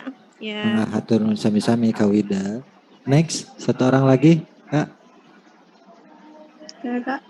Oh, Kak Dais, silakan Kak Dais. Bismillahirrahmanirrahim. Saya dari kelompok 4B, nama saya Dais Bayania. Saya ingin bertanya, karena dalam unsur kegiatan pramukaan itu ada pembina ya Kak, tapi pembina itu kan biasanya tidak seimbang antara peserta didik dengan pembina. Nah, sehingga sedikit kewalahan lah untuk mengurus anak-anak. Nah, bagaimana melibatkan Dewan Guru dalam kegiatan kepramukaan, atau mungkin ada selain dari KMD edukasi khusus untuk kegiatan kepramukaan untuk Dewan Guru gitu Kak. Terima kasih. Baik, terima kasih Kak Dais. Alhamdulillah di sini sudah ada 3 penanya, satu Kak Surono dari kelompok 2B terkait regulasi tentang iuran pramuka atau penggunaan anggaran pramuka di sekolah dengan dari biaya BOS ya. Kemudian yang kedua dari Kak Wida, 2 pertanyaan terkait peserta didik yang kecanduan terhadap penggunaan gawai atau gadget tentang bermain game online barangkali gitu Kak. Kemudian kedua adalah kriteria bagaimana untuk alam terbuka untuk khususnya untuk pramuka penggalang atau yang di SD. Ketiga, penanya ketiga adalah Kak Dais dari kelompok 4B terkait pelibatan Dewan Guru dalam kegiatan latihan kepramukaan karena jumlah pembina terbatas sedangkan peserta didik banyak sehingga merasa kewalahan. Baik, saya persilakan untuk menjawab pertanyaannya pada Kang Didi langsung. Terima kasih. Yang pertama Kak Surono berkaitan dengan masalah penggunaan dana BOS berkaitan dengan iuran. Jadi iuran berarti kan iurannya ke tingkat atas ya Kak, kekuaran atau kekuaran ya Kak ya. Kalau bicara iuran kan bicara kekuaran. Nah, yang pertama bahwa asnaf atau pembagian di BOS itu tidak ada untuk iuran apapun kan gitu Kak ya. Tidak ada untuk iuran apapun. Tapi untuk kegiatan pramuka ada kan gitu Kak. Untuk kegiatan pramuka kan boleh. Untuk kegiatan sekali lagi. Di pembagian dana BOS itu, di alokasi dana BOS itu untuk kegiatan boleh. Nah, strateginya bagaimana untuk membayar iuran kekuaran misalnya. Nah, kalau saya ini berangkat dari pengalaman adalah dengan cara latihan yang intensif Kak. Kalau latihan mingguan intensif, insya Allah untuk membayar iuran kekuaran kebayar Kak. Nah ini contohnya begini, saya katakan begini. Anak sekarang itu sudah tidak begitu sayang terhadap uang koin. Baik itu 500, 1000 atau mungkin juga pecahan sampai 2000. Uang sekarang kan uang 2000 lah yang paling pecahan yang sebetulnya tidak sayang. Kalau rajin latihan, itu dengan kenceleng saja, dengan kenceleng latihan, itu kan saya kira sukarela dan tidak ada aturan yang melarang dan saya kira tidak akan masuk di kelompok saudara pungli ketika kenceleng latihan pramuka Kak. Itu yang pertama. Jadi artinya dengan kenceleng itu bisa diatur. Misalnya anak melempar kenceleng satu latihan pramuka Rp500 saja. Kali 4 kali latihan berarti 2000. Sedangkan iuran kekuaran rata-rata misalnya 1000, maka bisa iuran kekuaran 1000, sisanya adalah untuk kegiatan di Gus Depan. Sisanya untuk kegiatan tambahan kegiatan Gus Depan itu bisa melalui alokasi dana BOS. Itu yang paling mungkin bisa kita lakukan. Nah, kemudian juga kaitannya dengan bagaimana supaya kita bisa untuk iuran kekuaran itu misalnya dengan dana BOS. Emang tidak boleh Kak. Jangankan iuran pramuka, iuran Korpri, iuran PMI, iuran apapun kan tidak boleh. Kan gitu. Jadi artinya bukan iuran pramuka saja yang tidak boleh. Nah, maka menurut saran saya adalah rajin-rajinlah latihan mingguan. Dengan latihan mingguan, insya Allah akan terkumpul dana berkaitan dengan misalnya untuk iuran dan kegiatan-kegiatan di Gus Depan. Nah, kegiatan di Gus Depan ini saya kira sekolah bisa lebih dan bahkan mungkin saja ada juga saya sudah mencoba kegiatan salah satunya di Gus Depan saya itu dengan mencoba anak-anak gerakan bersih receh, bersih koin Kak di rumah masing-masing. Jadi mungkin ada koin yang terselip Rp100, Rp200 dibawa ke sekolah. Saya kira ini manfaat banget. Dan untuk cara menukarnya saya kira sederhana. Kalau kakak uangnya banyak bisa dibawa sama ke bank dengan dipilah tentunya.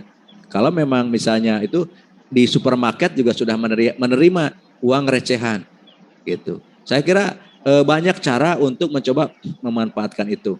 Jadi sekali lagi kalau misalnya kakak ingin iuran melalui BOS, menurut saya kalau bahasa Kak Warcap dulu, Kak Haji Insam Arifin, lupakan BOS gitu kan gitu. Lupakan BOS untuk kegiatan pramuka, termasuk untuk iuran. Jadi memang supaya menurut saya, saran saya supaya kita juga tidak terlalu tersesat dengan persoalan nanti BPK, Inspektorat, Kak Surono ya. Jadi gitu. Lebih baik latihan lah. Dengan latihan menurut saya itu. Kemudian dasar hukum yang lain, kalau nanti misalnya ada pertanyaan kaitan dengan kegiatan latihan pramuka kemudian ada iuran, yang pertama adalah di SKU kan ada iuran dengan hasil usahanya sendiri. Poin SKU Kak. Di poin SKU, salah satu poin SKU itu rajin membayar iuran dari hasil usahanya sendiri. Usahanya sendiri adalah menta kakolotna kan usahanya. Ya kan? Usaha eta ge menta kakolot ge gitu. Atuh budak mah nya kudu dagang heula. Kana ese Kak Sarono. Ya usahana naon? Ya menta kakolotna, menta kakolotna disisihkeun dina uang jajan 5.000, iuran 2.000 kan gitu. Nah, ayeuna lamun ditarik lebih jauh lagi, Undang-Undang Nomor 12 Tahun 2010 menetapkan bahwa setiap anggota pramuka harus membayar iuran. Dan semua organisasi apapun dimanapun pasti aya satu pasal tentang iuran. Ya. Nah, hanya sekali lagi punten ulah ngemut-ngemut wae bos yang iuran maka tos lupakanlah daripada pipanyakiteun. Ya kan? Daripada menyakitin tos eta mah kita lupakan itu Kak Surono ya. Jadi menurut saya pertama kakak boleh berdebat dengan siapapun adalah tentang poin SKU Kak. Di poin SKU adalah membayar iuran, rajin membayar iuran. Itu dari hasil usahanya sendiri kan gitu Kak Oje kalimatnya. Usaha sendiri nanti mana? Menta kakolotna. Kan gitu. Atau mungkin kalau bahasa saya ya nyari di rumahnya. Nyari uang receh. Sekarang ini kalau melihat kita kan apalagi kalau kita belanja ke supermarket atau ke minimarket Kak, kan harganya kan tidak bulat-bulat. Ini maaf kalau contoh saya di saku saya ini ada uang 200-an, uang 100-an angsul kan. Kalau dikumpul-kumpul, saya sudah punya beberapa kaleng, uang 100-an, uang 200-an. Saya kira anak-anak juga begitu, jajan ke Alfamart, jajan ke Indomaret, angsulna ayah 200, 300, kenapa kalau kita himbau itu menjadi aset besar Kak. Jadi menurut saya landasan hukumnya untuk BOS kalau menurut saya sampai hari ini tertutup lah Kak. Kita jangan bertanya tentang bagaimana menggunakan dana BOS untuk iuran. Tapi kita punya cara, yaitu dengan cara infak dengan mengintensifkan latihan mingguan. Dan insya Allah kalau latihan mingguan intensif, jangankan untuk hanya sekedar iuran kekeluaran. Untuk kebutuhan gugus depan juga akan tertutupi Kak. Yakinlah nih Kak Indra juga pembina pramuka itu suka melakukan itu. Jadi artinya kita enteng-enteng lah. Jadi kita dengan cara yang memang ketika ada yang nanya kunaon, ini di SKU kan harus begini. Ada SKU-nya di SKU. Anak kalau tidak membayar iuran berarti SKU-nya mau diparap. Dan anak ketika dibilang SKU-nya tidak diparap, kalau iuran kan harus dilakukan, tidak bisa diujikan. Ya kan kalau SKU lainnya kalau diujikan, masa nyanyi Indonesia Raya bisa diuji Indonesia Raya. Coba kalau bayar iuran Kak, ngujina kumaha? Ya bayar kan gitu. Gitu. Maaf, Jadi Kak Didi, ya. Kak Didi maaf. Jadi kalau seandainya itu dilakukan, apakah tidak akan mempengaruhi terhadap semangat anak didik dalam latihan pramuka? Tapi maaf mungkin belum dicoba ya. Terima kasih Kak Didi.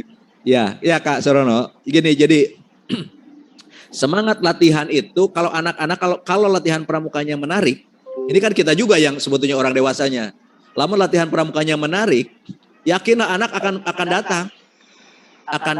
Apalagi di tingkat SD misalnya. Tingkat SD itu latihan pramuka tidak bisa dengan sistem aktualisasi, Kak. Maka semua harus reguler.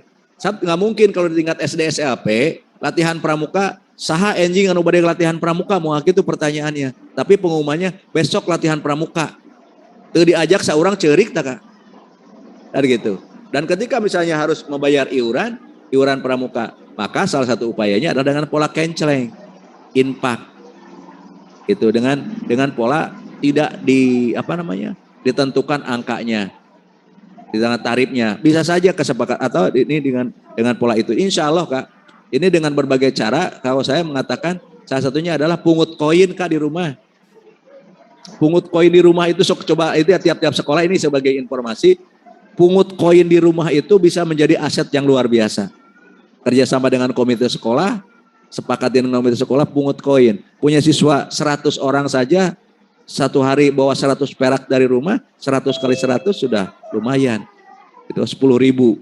Kalau sebulan itu bisa jadi 300.000. Angkanya kecil, tapi adalah bagian upaya bagaimana dengan menghimpun uang kecil ini menjadi sesuatu yang luar biasa. Hese-hese teh mah kalau saya jajankeun ka warung ka kantin di sekolah, Kak. Jadi carana sederhana. Jajankeun atau mungkin juga bukan jajankeun, tukerkeun ke kantin di sekolah. Ini akal cerdik dari saya sedikit kan nih tipsnya Kak Surono sedikit. Jadi kalau punya uang koin yang kayak begitu, tukerkeun ke kantin sekolah. Paksa kudu daekeun nukerkeun karena duit lembaran. Engke carana ngangsulanana make duit eta deui, dikencelengkeun deui Kak. Da budak ayeuna mah teu barutuhan duit koin. Terus we diberian duit koin ke tukang warung kan gitu. Maka uang itu akan berputar ke kita juga. Asup deui ka urang, tukeurkeun deui ka tukang warung eta. Jadi ini mah punten ini mah teori orang dewasa Kak, punten ulah dibejakeun ka budak. Ini mah strategi orang. Terima kasih. Iya gitu Kak Surono. Ya ini mah tips-tips saja lah ya, beberapa pengalaman. Jadi sok tukang kerjasama jeung tukang kantin, duit recehna tukeurkeun kan gitu. Insya Allah budak ayeuna mah saya yakin di semua daerah geus tepati resepan uang koin Kak. Tapi dipaksa ku tukang kantin mah pasti katanya jadi diinpakeun oge kan gitu. Nah, ini bagian dari orang dewasa lah, gaya orang dewasa. Berikutnya, makasih Kak Surono. Ini banyak cara lah untuk kita melangkah. Yang berikutnya. Mohon izin Kak Didi sebentar. Ya silakan. Menanggapi yang tadi Kak Surono dan dari Kak Didi, saya sendiri sebagai pembina pramuka pernah melakukan hal itu. Kalau tidak salah hampir 3,5 tahun melakukan kegiatan iuran anggota. Cuma kesalahan saya ditarget Kak Didi, satu orang 1.000. Sehingga aktualisasinya semakin hari semakin berkurang. Mungkin karena saya menargetkan gitu Kak Didi, sebesar waktu itu Rp1.000. Jadi mereka malahan ada anggapan, ngus datang pramuka, jabah kudu mayar. Nah ada sedikit ada persepsi seperti itu, walaupun sudah saya jelaskan.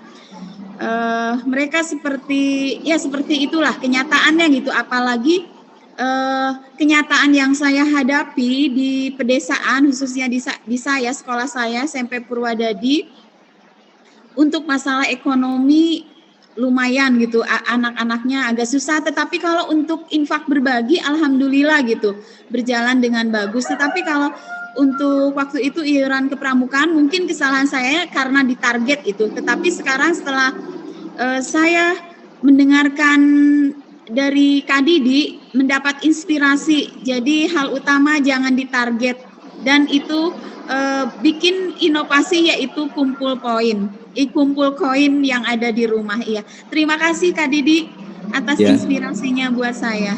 Ya, terima kasih Kak Linda. Ya, itu salah satu inspirasi yang mungkin bisa jadi kita kerjasama dengan tukang kantin aja Kak. Kalau mau banyak koin, kumpul kerjasama dengan tukang kantin. Tukarkan sama tukang kantin, nanti kantin ngangsulanana ku eta kan gitu. Itu akan berkeliling uang itu. Insya Allah ini akan barokah lah untuk kita semua. Yang penting kita transparan bagaimana cara mengelola itu, kemudian juga orang tua juga komite sekolah mengetahui itu.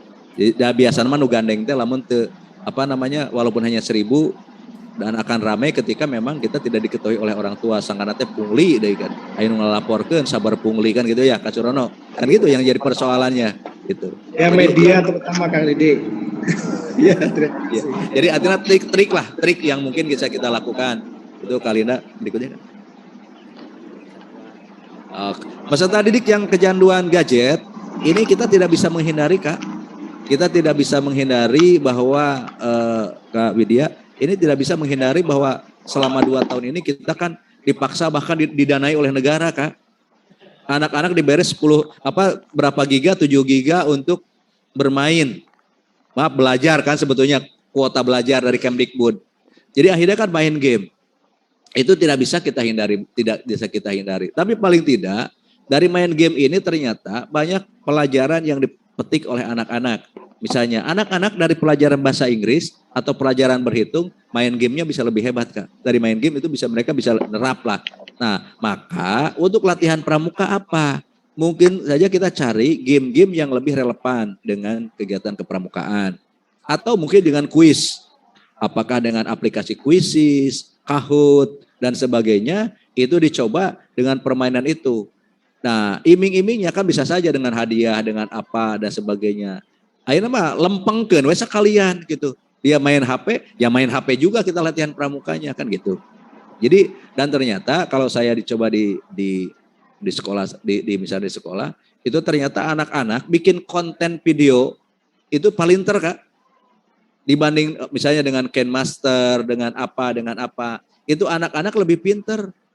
Itu anak-anak lebih palinter dibanding dengan kita kayak.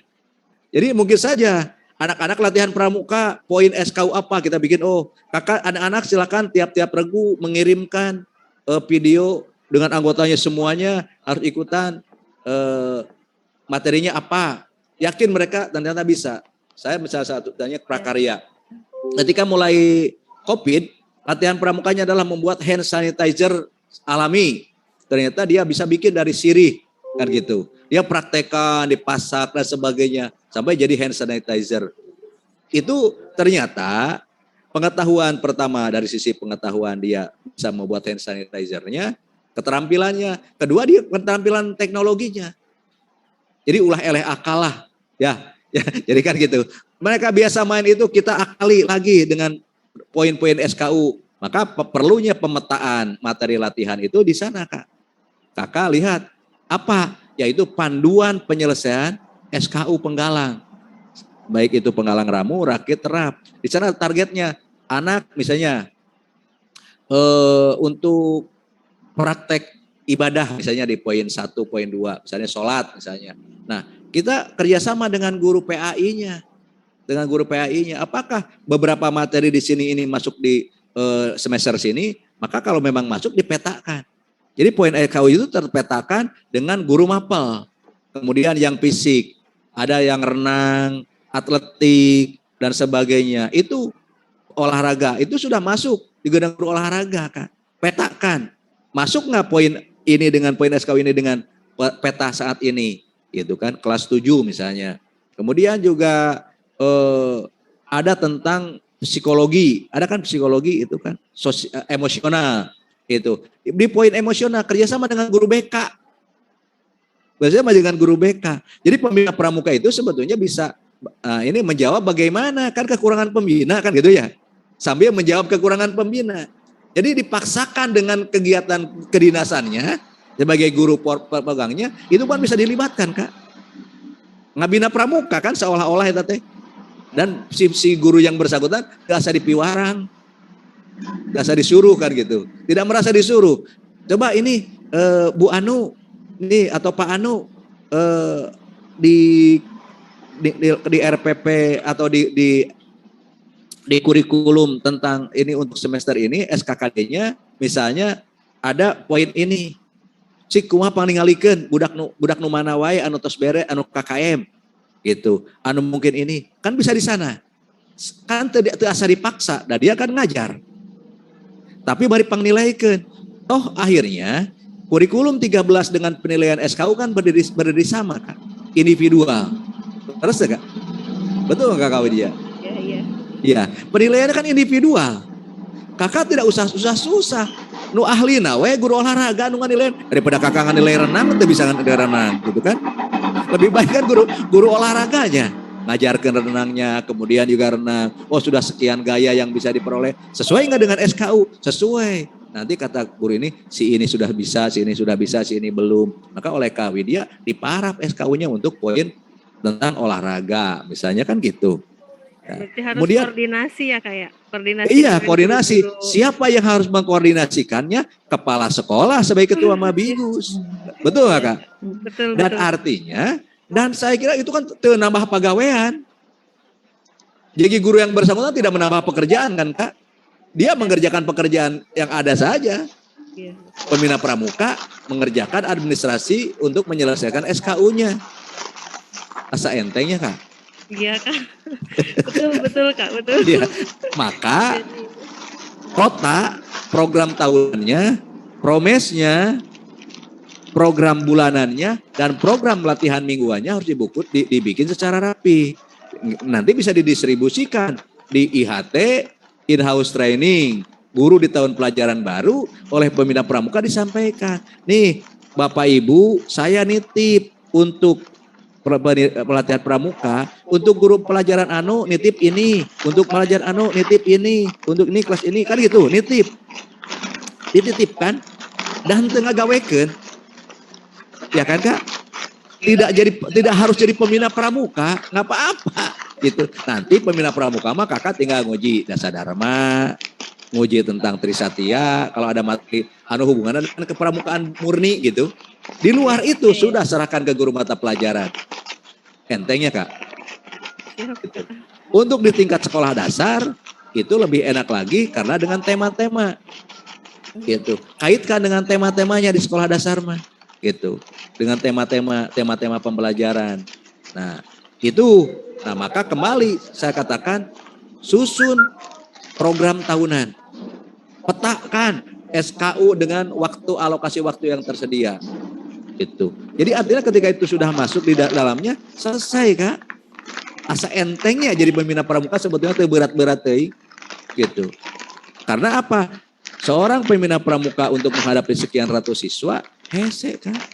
Tapi kan sudah dibagi-bagi dengan guru mapel. Gitu. Termasuk yang emosional. Emosional kerjakan guru BK. Taros ke guru BK. Gitu kan? Tanya ke guru BK. Akhirnya ada masalah diskusi. Diskusi kakak sendiri sebagai guru kan bisa menilai di mata pelajaran kakak saja. Nu diskusinya aktif, nu diskusinya aktif kan tinggal iya. Ya kan? Iya, betul. Ya. Jadi artinya saya ingin bahwa bagaimana pelatihan pramuka itu bisa dilaksanakan. Nah Kak, lamun dilihat-lihat dari satu semester itu kan 13 kali pertemuan paling banyak. 13-14 kali pertemuan. Ditambah dengan kegiatan lomba-lomba, ditambah libur dan sebagainya. Paling ke bagian genep kali latihan Kak, pramuka mah. Genep kali latihan satu semester itu sudah hebat. Karena kepotong oleh kegiatan-kegiatan yang lain. Maka solusinya adalah dengan cara seperti begitu. Distribusi kepada guru mata pelajaran. Nah, atau mungkin kalau di sekolah guru kelas, kalau di SD, kalau di MI, itu guru kelas. Guru kelas akan tahu melalui apa? Melalui tema-tema. Kan gitu. Nah, ini solusi. Maka kenapa ada SKU wajib kepramukaan? Karena itu sudah sejalan antara SKU dengan kurikulum. Itu tong hariwang Kak. Itu geus dijieun di tuna. Kenapa ada SKU wajib? Karena sudah sejalan. Itu. Maka siapa cara melibatkannya? Seluruh guru dilibatkan. Saha nu mimpina kepala sekolah kewajibanana. Ketua SKU wajib adalah kepala sekolah secara ex officio. Gitu. Jadi kepala sekolah lah yang harus membuat program tahunan. Bersama nanti di IHT. Di in-house training ketika tahun ajaran baru. Kecuali sekolah antara IHT. Berarti kan hese nyusun program lagi kan gitu. Program tahunannya di karang we ku sorangan gitu. Jadi artinya menurut saya itu bisa disosialisasikan melalui IHT. Di rapat tahunan awal tahun ajaran baru. Itu kira-kira ya Kak Widya. Ya. Menurut saya ini solusi cerdas, solusi sederhana yang mungkin bisa kita lakukan.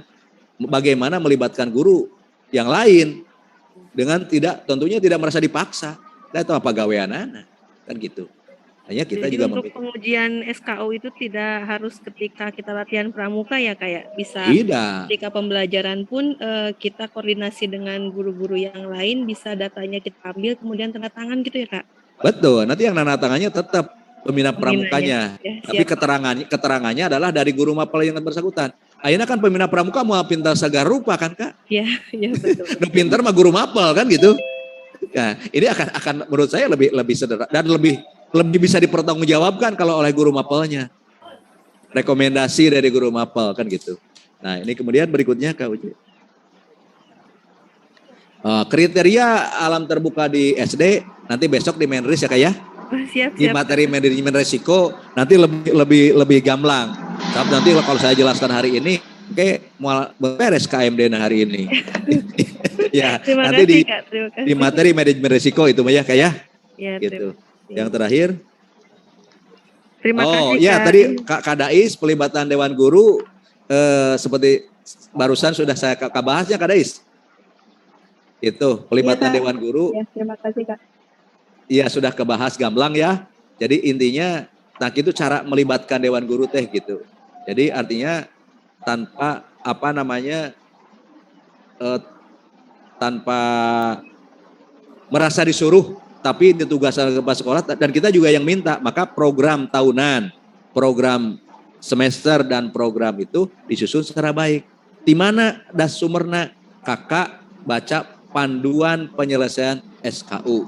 Insya Allah buku panduan penyelesaian SKU Penggalang nanti di Google Classroom akan saya tempelkan buat kakak dipelajari. Syukur yang sudah di sekolahnya punya.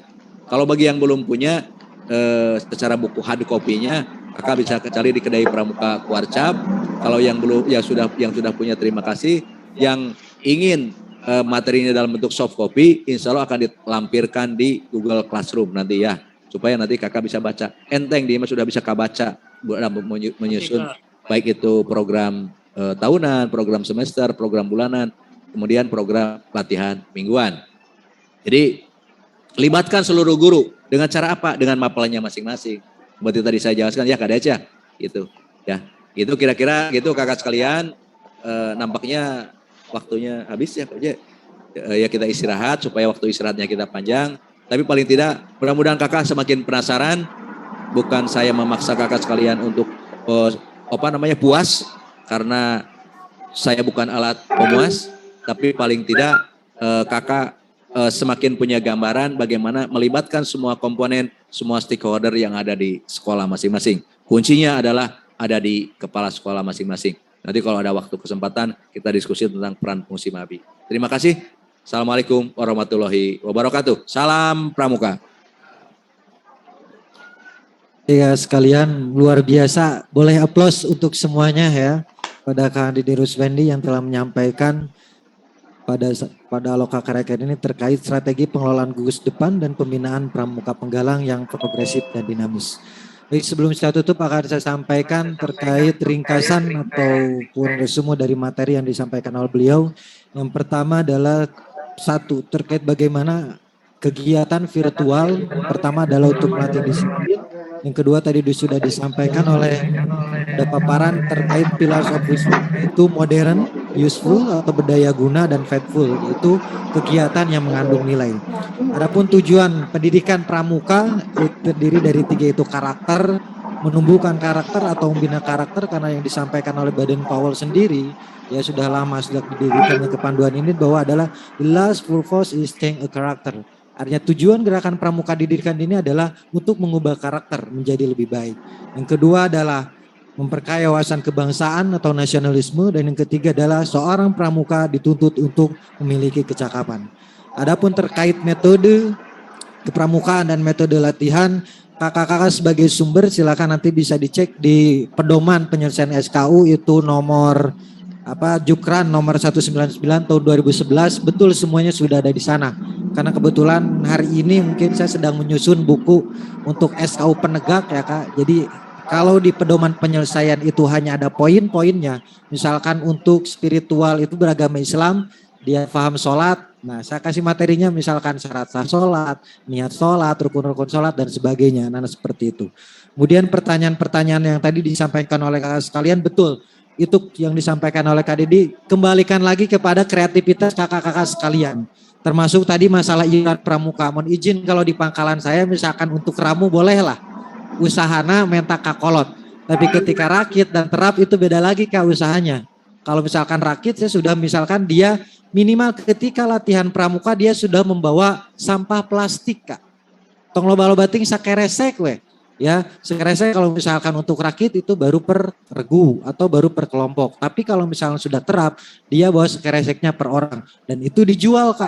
Dijual itu lumayan, silakan coba. Atau misalkan untuk rakit bisa lagi diakalan saya muslah minggu hari mau beas atau mau anu. Beasnya dikumpulkan jual di ke tukang dagang. Ya walaupun dibeli misalkan 10.000 untuk 1 regu itu lumayan Kak. Jadi banyak sekali silakan kreativitas kakak-kakak sekalian. Lalu tadi ada yang menurun katanya ya. Ini nomor 2 itu pesdik yang gawai. Betul sekali hari ini kita tidak bisa menghindari daripada efektivitas kegiatan gadget ini. Karena gadget sekarang sudah menjadi kebutuhan pokok mungkin ya. Ada sandang, pangan, casan, dan colokan. Kalau dulu sandang, pangan, papan, kalau sekarang sandang, pangan, casan, dan colokan. Itu tidak bisa dihindari. Hanya saja karena kebetulan saya di Lebur, banyak orang tua yang komen sama saya, "Cik atuh pas sekolah timah atau mau HP." Baiklah. Nah makanya kakak sekalian di sini, terutama bagi kakak-kakak yang di SD, dan kemudian di SMP Penggalang, perbanyak kakak-kakak untuk melihat di YouTube itu permainan-permainan. Karena anak-anak membutuhkan itu. Anak-anak membutuhkan sekarang kontak fisik. Anak-anak membutuhkan mereka bergerak. Ya, mereka di rumah pegang HP. Balik deh kayak mah pegang HP. Cik atau sekalian di sekolah mah sekalian pramuka, ya, itu tidak pegang HP. Hanya biarkan mereka bermain. Makanya buat kegiatan-kegiatan latihan itu menarik, menyenangkan tadi. Ya, jadi kalau hari ini ketika adaptasi masih masa pandemi, ajak anak-anak senang dulu. Jangan terlalu banyak tugas. Besok bagian ngaliwat bareng. Lomba kan ngaliwat antar regu. Ya, bahkan saya sampai pernah mencret gara-gara apa? Minggu depan rujak party. Saya punya 16 regu, 16 rujak yang harus saya coba dari berbagai macam aneka rasa. Sehingga saya sakit perut. Nah ini, biarkan mereka berkreasi terlebih dahulu. Biarkan latihan menyenangkan dulu. Perbanyak latihan yang lebih menyenangkan kepada fun game. Nah ini, ketika mereka resep ulin, kita salurkan ulinnya di sanalah kegiatan pramuka insya Allah menyenangkan. Termasuk juga tadi betul, penugasan ini berbasiskan gawai. Banyak sekali kita merasa kaririwuhan Kak. Ya peserta banyak, pembina seorang 2 orang. Seringkali saya tidak bertugas Kak ketika menjadi pembina. Kenapa? Minggu depan misalkan ya kita kegiatan bakti ini, pembersihan masjid. Silakan regu masing-masing dipimpin oleh pinrunya membersihkan masjid di wilayahnya masing-masing. Laporannya seperti apa Kak? Gunakan HP. Pertama dengan foto before dan after. Kemudian kedua sekarang sudah zaman Reels, sudah zaman TikTok. Bagaimana dia membuat laporan kegiatan bakti tersebut menggunakan video buat TikToknya. Bagaimana tahapannya membersihkan masjid, membersihkan jalan dan sebagainya. Jadi ketika latihan pramuka, ketika kakak stuck, ya banyak sekali ini dituntut kreatifan kakak-kakak sekalian selaku pembina. Makanya ketika kami di sini melakukan KML, kami yang sebagai pelatih tidak ingin mengajari kakak-kakak sekalian, tapi tugas kami adalah membuka keran yang ada di otak kakak-kakak sekalian. Ilmu kakak sudah banyak, pemahaman, wawasan dan sebagainya sudah banyak. Tugas kami adalah membuka keran. Sehingga apa? Gagasan-gagasan, ide-ide yang ada pada kepala kakak sekalian untuk lebih kreatif, untuk lebih dinamis itu bisa terbuka. Itu saja barangkali kakak sekalian sebagai kata-kata penutup. Mudah-mudahan senantiasa bermanfaat apa yang telah dilaksanakan pada kali ini. Oh iya hari ini ya 12 hari ini kita istirahat 12.15 ya. Insya Allah kita masuk lagi nanti 12.40 ya Kak ya. Jadi kakak sudah standby nanti 12.40 dan pada sesi selanjutnya akan dibagi lagi menjadi 2 kelas. Itu saja. Saya ingatkan kembali lagi hari ini selesai istirahat, sholat, makan atau apapun itu.